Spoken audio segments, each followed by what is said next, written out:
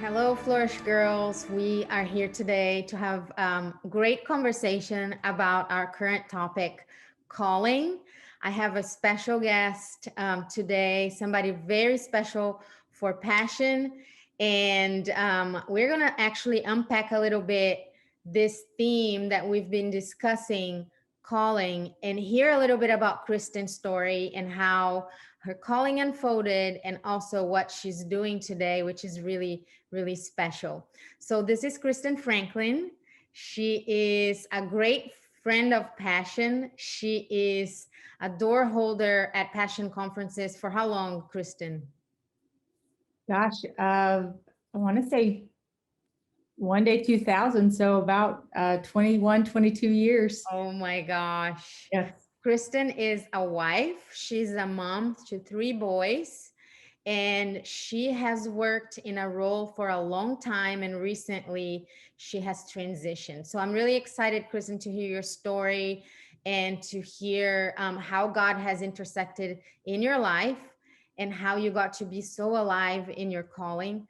Do you mind sharing a little bit with us how about your story and your calling and everything? Yeah, I would love to. A few weeks ago, we had a staff meeting and I heard a quote that said, "It's not my business to succeed, but to do right. And when we do, the rest lies with God." It's a C.S. Lewis quote. And it just stopped me in my tracks because you and I had just had a conversation about us having this call, and it made me realize that that's what I was kind of nervous about right now. And I had just started this new job after being in the same one for over 16 years. A couple of years ago, I actually thought I was done. I thought that God was done with me. I thought he no longer had a use for me. I was surrounded by all these little young whippersnappers who had all this passion that I felt I no longer had. And they seemed so sure of where they were going. And so here I was, this 42-year-old woman who had just found out she was pregnant with her third boy. And that's a story for another time. But, you know, I didn't know what was going on in my world. And I just kind of felt washed up and used up and just like there was nothing left.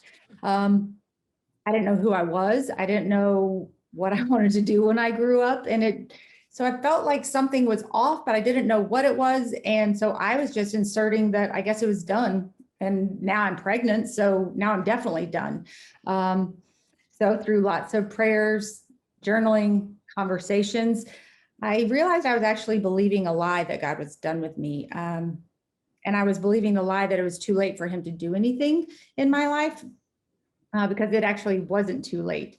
So I started paying attention to the world around me. I started dreaming. I started asking, what would I do if I was going to reinvent myself? Or what would I do if I got to start over? Or what would I do? What would I like to do when I grew up? So I asked God to start helping me pay attention to what he would have me pay attention to. I asked him to start bringing interactions in my life that would move me forward instead of keeping me where I was. And so fast forward to today, I am in school to become a certified leadership coach. I am certified in lots of some of the popular assessments, and I love having the opportunity to help people discover who they were created to be proud of the gifts that God has given them, and to figure out how to use each of those gifts to bring the most honor and glory to God. So that's where, when you asked me about my story, and back to that staff meeting quote, I just realized I was so caught up in this definition of success and where I was in life and what others had been talking about and what others had been saying.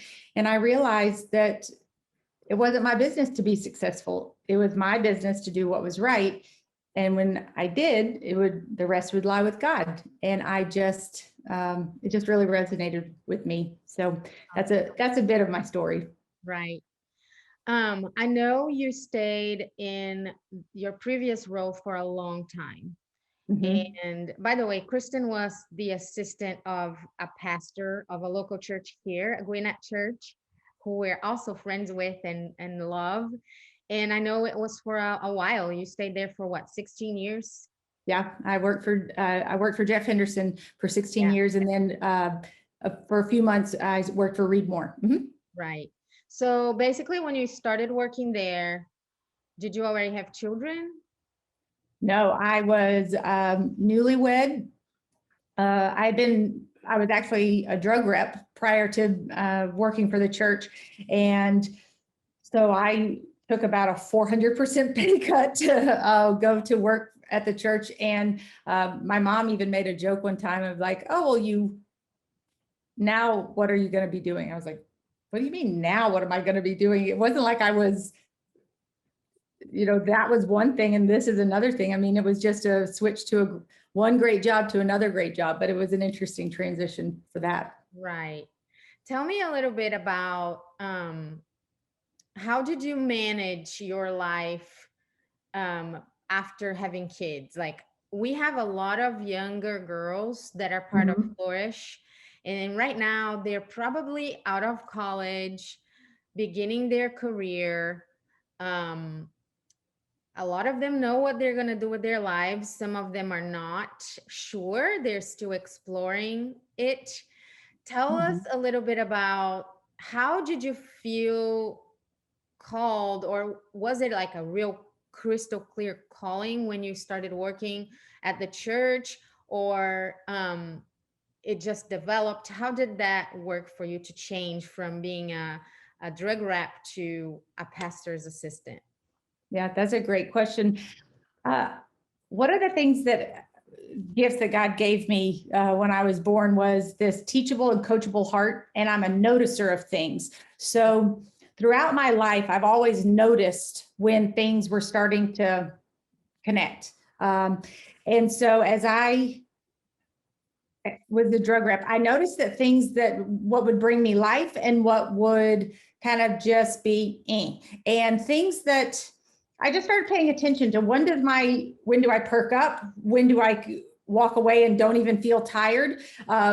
A perfect example is one day 2000. I mean, it's 2 o'clock in the morning and I'm, little security unit out there going, can I see your badge? And I wasn't even tired. And I come back from Memphis totally refreshed, totally just alive. And I started paying attention to what was that? What is it that about my offices when I go into them? What makes me love it and what just drains me? So I started paying attention. And that's what I would say is if like with your gifts and calling and that equals success. But if you don't know what your gifts are, as you said, so many of our girls in this community, like some of them know where they're going and some of them are still going like, I don't even know one gift that I have, let alone, you know, what my calling is. So I didn't grow up in church. So I didn't even know what it meant to have a calling. That was foreign to me, but I did just start paying attention to what brought me to life. Right. So I've always I've always loved the personality assessments, but then whenever it coupled with my belief in Jesus, which was also new around this time that I got married, I started paying attention to what those things were and kind of figuring out what did I love, what did I hate. Then I just started paying attention. Like I kept asking God, okay, so what now? What now? And I would throw hooks out to, wise people that I was around and would say like, how did you know what you wanted to do? Or when things would be stirring in me, I'd be like, do I pay attention to this? Or do I just kind of chalk it up for like just keep watching that? And so I got a lot of great advice and through that process and knowing that we can feel like we're failures because we're not sticking to a formula. Our world loves formulas. Our world loves linear growth. Our world loves things that fit in our box. And I would love to reframe and challenge people to stop, to think about that quote and to reframe it to go, it's not our business to succeed. Because what if our definition of success is not God's definition of success? I want us to think it's not my business to succeed, but I want to do right. So I want to I love the term, I want to play where my cleats are. I want to grow where I'm planted. I want to do what is right in the moment where I am. So I want to add, as I was transitioning and thinking about that when I was young and newly married and with kids, I had to keep asking all through these years. I've always asked God, what is your right? I've asked, what is right for me right now?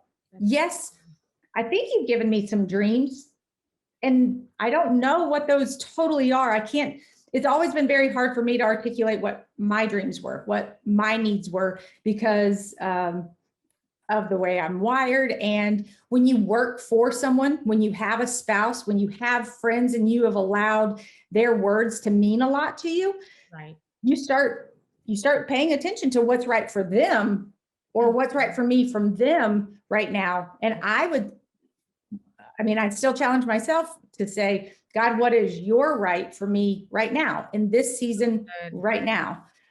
We've all been called our purpose in life, and we all want to have these big, deep conversations, and I can cut it down to one line. We have all been called to help build the kingdom of God by using our unique gifts. Right. We can use them to build the kingdom, we can build our kingdom, or we can not use them at all. But it's our job, I believe, that to know our calling or to lean into our calling, that it's to help build the kingdom of God. And so we pay attention to those gifts. Right. I love that because let's just have a mentoring moment here. We're all in our 40s, right? I'm about to be 45. And I know that the right thing for us changes, right? Mhm. Along your life. And I Mhm. love what you said, that success is not our responsibility, but we're supposed to do our right. And God will actually take care of our future. And I think the biggest challenge when we're young is to trust that, Yeah. it's to trust that God's going to connect all the dots and put us where we're supposed to be. It takes a lot of humility Yeah. to let go of our entitlement of being something. And that's one important message that I always tell mentees or people that I talk about this, is that we are supposed to dream. I Mhm. think our calling is a combination of knowing ourselves, like you said. I do think we need to know ourselves, and I don't think it's automatic. But I also believe that our calling depends on the Lord and what He's given us, where He plans for us to be. And Mhm. now, in this culture of fame, everybody has Yeah. this desire to be famous or be visible. And I think that God has that for some people, but He doesn't for others. But I do think everybody is called to be alive, like you said, and to Mhm. be fulfilled and to do right. And that right, I believe, can give us abundant life and Yep. make God famous. But I remember, for example, as a mom, I had seasons, and I still probably will have, that my right was to be at home. Mhm. And with somebody with my personality, I imagine yours as well, based on your journey, it was very difficult. It was very hard. I actually got married a little later. How was that for you? Getting married and then staying in that job, having 3 kids, one much later than the second one. Yes. Tell us a little bit how you managed that season of your life, that you were working, but you were also called to be raising your children. Yeah. And it was really hard because my husband, his mom was home his entire life. And she would have told you that no, she wasn't. She was working a lot because she had a little part-time job at Riches and here in Atlanta. But he remembered his mom was always home. They never had leftovers, and they always had these amazing meals every single night. Oh my gosh. And he wasn't expecting that of me, but I started putting that expectation on myself. Really? And then when it would be a little bit hard, um, I would have to work late, or he would have to, on Sundays, it was daddy day. And so we wouldn't get to go to church together. And then we wouldn't get to be, have Sunday brunch together. I mean, that was a rarity. And so I started having this scorecard in my head of, gosh, I must be a less than wife because I'm not doing X, Y, Z. He never one time put that on me, but I was doing it to myself. And then in this world, sometimes we pick up things that people put down and we own them as if they are truths, but they're not truths. So I kept seeing, you and I are so old that we still remember when blogs were like the thing, and there were no vloggers and there were no YouTubers or anything like that. But and all of the mom blogs were talking about, it was either this subject of how to be great at home or how to be great at work. And whichever camp you were in, you felt like you were off somewhere. And it was just hard for me. And so there were definitely times where I would go, like, I would ask Michael, my husband, like, do I need to stay home? Do I want to stay home? And he said, that's not on me to decide. But I just kept looking around. And finally I said, God and I were having one of our conversations. And I just said, God, what I want is that you do with me and my job and my work what you would have me to do. I said, it is always yours. It is surrendered to you. So I will work hard, because I believe he tells us no matter where we are, at home, or working outside of the home, we are always to be working hard. And so I said, God, I'll keep working hard, and you just tell me where you want me to go. And that sounds so easy. It's like you said, like in our 40s, it's a little bit easier to do that. But in our 20s or even our 30s, it's a little bit harder to really sit securely in that. But I believe he answers that prayer. I believe he answers that call for surrender, that cry of surrender, and saying, I have a story for you.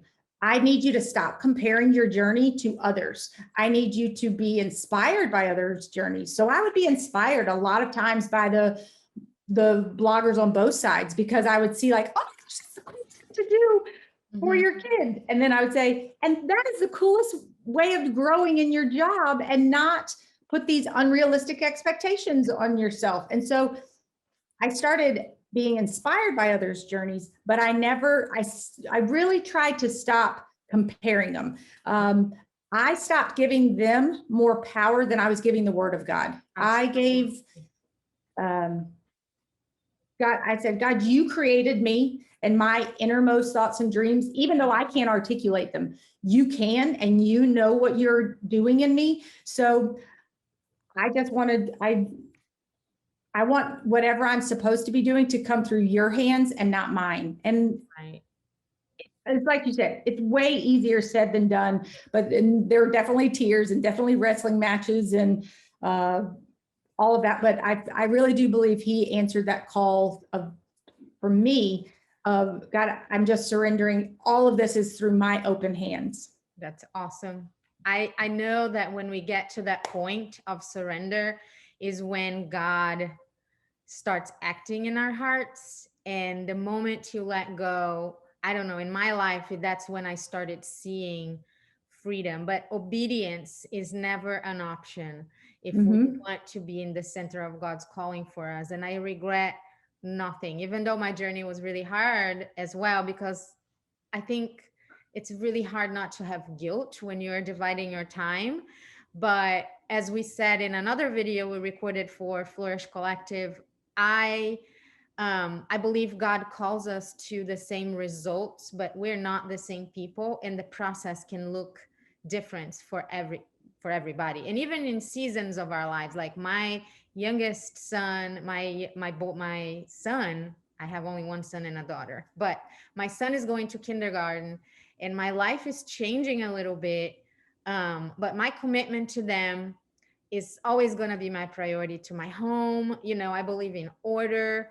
I think as women, we need to have our priorities. And I love that these girls that are younger than us are listening to this, because it might sound and seem like a fairy tale, but Mhm. it's a hard combination. And I think if you start going and learning yourself earlier, before you're married, and you Mhm. start knowing your priorities earlier, the earlier the better. But we also will learn through the journey and sometimes through struggle. And I know God has so much kindness and grace over us. But I love this conversation. And one of the last things I wanted to ask you is, as a leadership coach now, with your experience of working for somebody for 16 years and transitioning now, I know you're director of a whole ministry, several campuses, a lot of employees. Do you have any practical tips for people that want to know themselves a little more and find out more of their gifts? Do you have any tips that you could share with us? Yes. My first thought is definitely take, I know that there's so many assessments right now that are very, very popular, and they are really good, and they are great tools to be used to help you start to learn things about yourself, so that you can learn. I really thrive in structure. I really thrive when I'm not boxed in. I thrive when I have lots of friends around me. I thrive when I am by myself and nobody knows what's happening with me. But it also gives you opportunities to see where God could move in and stretch. But it's important that the assessments not become the end all be all. Right. The end all be all is, God, what would you have me learn from this?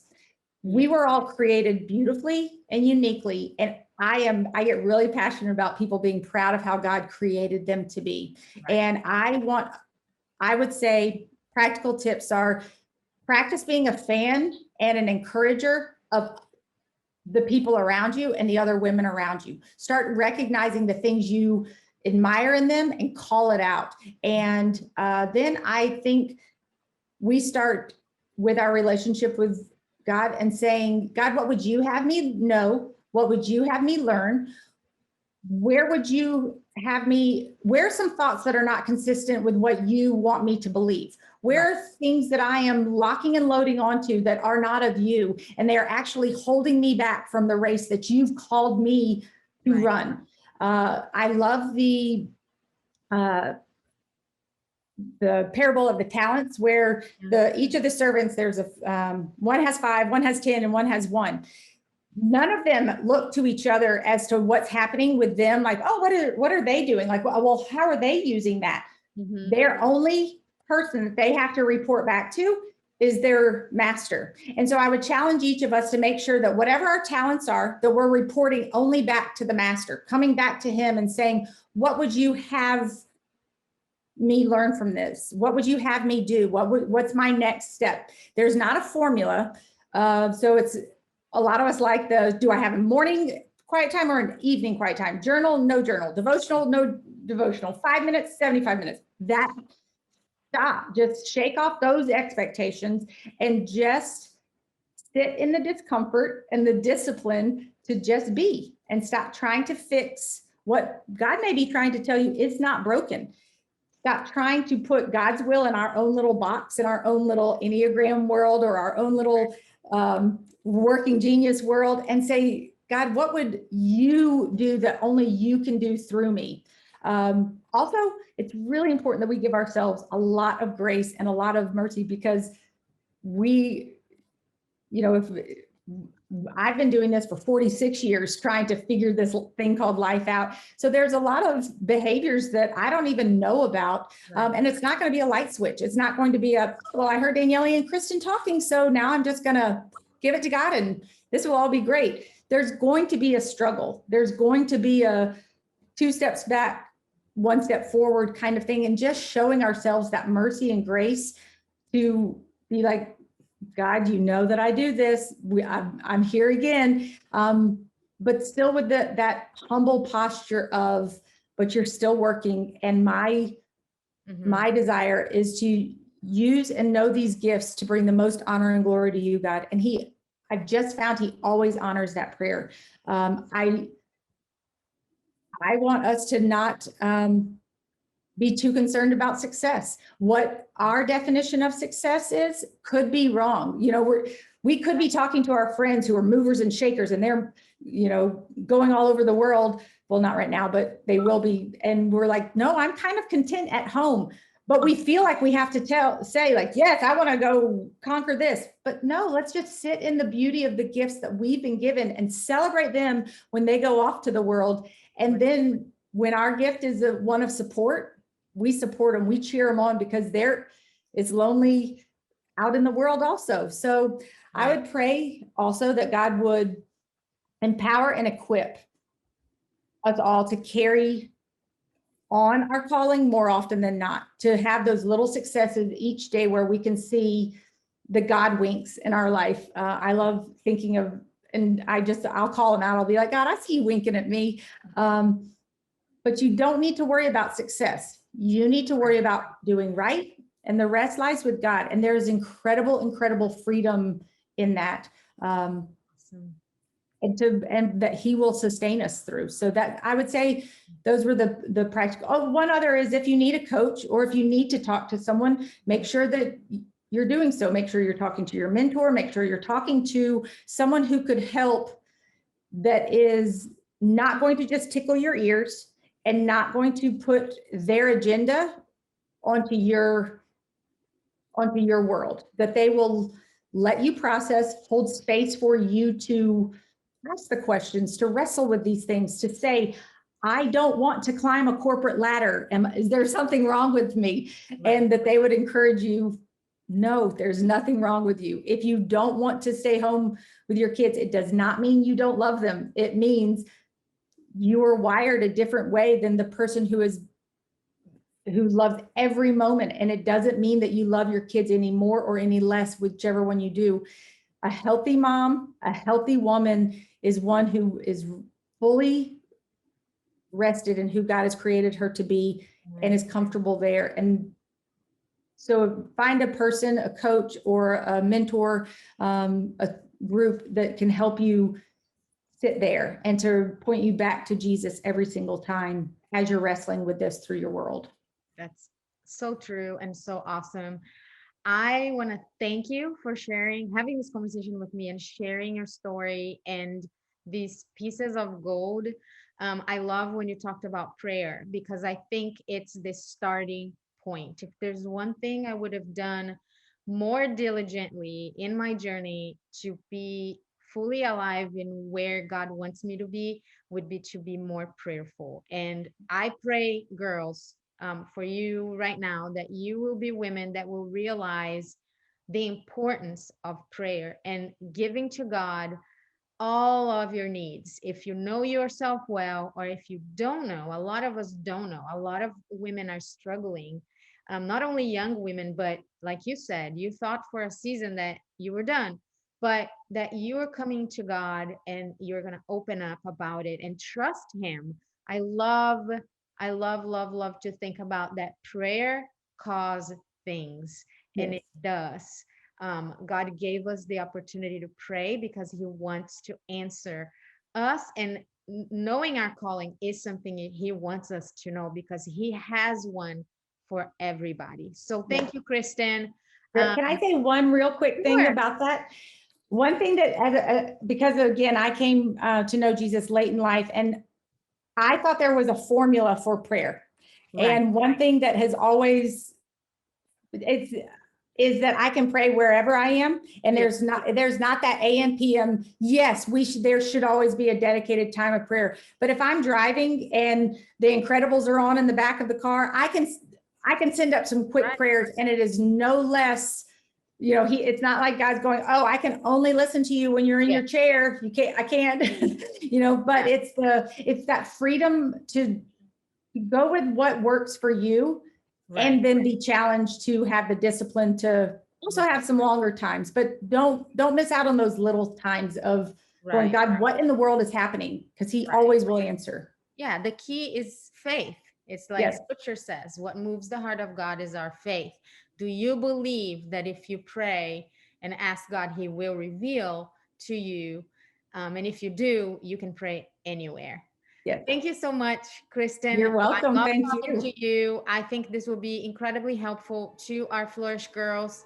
And thank you, girls, for watching us. We hope this is helpful.